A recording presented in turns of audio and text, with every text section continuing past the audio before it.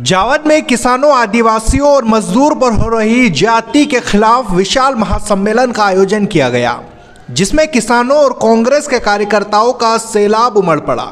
इस महती सभा को पूर्व मंत्री जयवर्धन सिंह ने संबोधित किया। इस सभा के मुख्य सूत्रधार कांग्रेस नेता सत्यनारायण पाटीदार थे, जिन्होंने आगामी विधानसभा चुनाव के लिए अपना शक्ति प्रदर्शन भी अपने गुट के नेता को दिखा दिया। इस सभा के कई मायने माने जा रहे हैं। इस शक्ति प्रदर्शन के बाद जावद का माहौल बदल रहा है। इस मंच पर कांग्रेस जिला प्रभारी मुजीब कुरैशी, सह प्रभारी चंद्रशेखर शर्मा, जिला अध्यक्ष अनिल चौरसिया, सत्यनारायण पाटीदार, नंदकिशोर पटेल और तरुण बाहिती मुख्य रूप से मौजूद रहे। पूर्व मंत्री जयवर्धन सिंह ने दमदार भाषण जावद में दिया। शिवराज सरकार को किसान विरोधी सरकार बताया और अपने नेता बालकिशन धाकड़ की 40 बीघा जमीन से कब्जा हटाने पर जमकर बिफरे और मंच पर किसान को बुलाकर सदन में दमदारी से मुद्दा उठाने की बात कही। इसके साथ ही प्रदेश में कमलनाथ सरकार बनने की बात कही। सोमवार को पूरा दिन नीमच जिले में पूर्व मंत्री जयवर्धन सिंह के नाम रहा।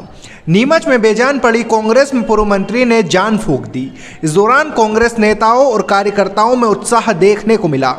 नीमच में वे कांग्रेस नेता तरुण बाहिती के कार्यालय पर पहुंचे, जहां कार्यकर्ताओं ने उनका गर्मजोशी के साथ स्वागत किया। इसके साथ ही मंच पर कार्यकर्ताओं से बातचीत कर स्थानीय मुद्दों पर बात की। इस दौरान उन्होंने मंच से कांग्रेस पूर्व विधायक नंदकिशोर पटेल, कांग्रेस नेता उमराव सिंह गुर्जर को मंच पर बुलाया और कहा कि पूरी कांग्रेस एकजुट है। इसके साथ ही वे कांग्रेस नेता राजकुमार अहीर के राठौर परिसर स्थित कार्यालय पर पहुंचे, जहां नेताओं और कार्यकर्ताओं ने श्री सिंह का स्वागत अभिनंदन किया। इसके साथ ही कलेक्ट्रेट कार्यालय के बाहर आमरण अनशन पर बैठे किसानों की बात सुनी और स्थानीय प्रशासन और मंत्री ओम प्रकाश सखलेचा पर जमकर निशाना साधा। जावद में हमारी आम सभा है किसानों के मुद्दों को लेकर, और इसके साथ में शाम को हमारे नव नियुक्त जिला अध्यक्ष जी भी हैं, अनिल चौरसिया जी, उनका भी शपथ ग्रहण है। और इसके साथ जैसा आपने अभी देखा 28 जनवरी को बालकिशन धाकड़ जी जो निवासी हैं जावद के, उनकी जो खड़ी हुई फसल थी उसको पूरी तरह से सरकार ने नष्ट किया। वहाँ पर उनकी जो संपत्तियाँ थी उसको उखाड़ के फेंक दिया। और पिछले 3 दिन से बालकिशन जी अनेक उनके साथी यहाँ पर धरने पर हैं। हमारे किसान नेता डीपी धाकड़ जी भी यहाँ पे कुछ दिन पहले पहुँचे थे और लगातार इनकी आवाज़ को बुलंद कर रहे हैं। और हम भी आज यहाँ पहुँचे हैं इनको समर्थन देने के लिए, क्योंकि कहीं ना कहीं एक ये वातावरण बन गया है पूरे मध्य प्रदेश में कि जहाँ पर भी सरकार को लगता है कि ये किसान है जिसकी हम आवाज़ को बंद कर सकते हैं, जिसका हम शोषण कर सकते हैं, तो उस पर सीधा भाजपा की सरकार वार कर रही है।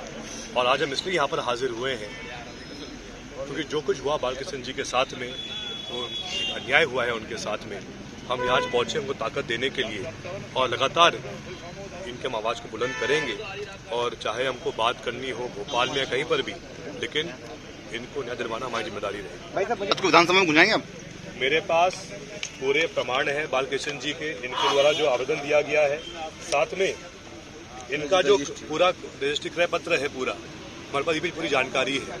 हम इसको रखेंगे सदन के अंदर और सीधा उत्तर मांगेंगे सीएम साहब से कि जब एक व्यक्ति ने खुद के पैसे से जमीन क्रय की है, उनके पास पूरी रजिस्ट्री है, खसरा कतौनी है, फिर भी भाजपा की सरकार ऐसा अन्याय क्यों कर रही है? किसी बात हो रही है, क्या संकेत है? सर जो भी पार्टी का आदेश होगा, पहले भी पार्टी का आदेश नीमच से चुनाव लड़ने का था, मैं नीमच से जाकर लड़ा। इस बार भी पार्टी अगर मौका देगी जावद विधानसभा क्षेत्र से लड़ेंगे, नहीं तो पार्टी की शक्ति प्रदर्शन नहीं है। हम किसानों का, मजदूरों का, युवाओं के लिए जो जेल में जाते हैं, जो भाजपा सरकार आदरणीय ओम प्रकाश जी सखलेचा द्वारा की जा रही है, उसका संज्ञान किया है और सरकार को उखाड़ कर फेंकने का और जो 20 साल का आतंक है खत्म करने के लिए इतना बड़ा अपने आयोजन किया है। और ये कार्यकर्ताओं की सबकी भावना के अनुरूप जो 20 सालों से एक बहुत बड़ा आतंक चल रहा है, बहुत बड़ा अराजकता का माहौल है, किसानों को परेशान किया जा रहा है, व्यापारियों को परेशान किया जा रहा है, युवा बेरोजगार लोगों को परेशान किया जा रहा है, हमारे अनुसूचित जनजाति के भाइयों को परेशान किया जा रहा है। इन सब बातों को लेकर आज आदरणीय बाबा साहब के नेतृत्व में हमने इनकी आवाज़ को बुलंद किया है और ये आवाज़ 8 महीने तक चलेगी और ये सत्ता में परिवर्तन होगा, उन लोगों को हम न्याय दिलाएंगे। सर ये जो है ना, उसके जो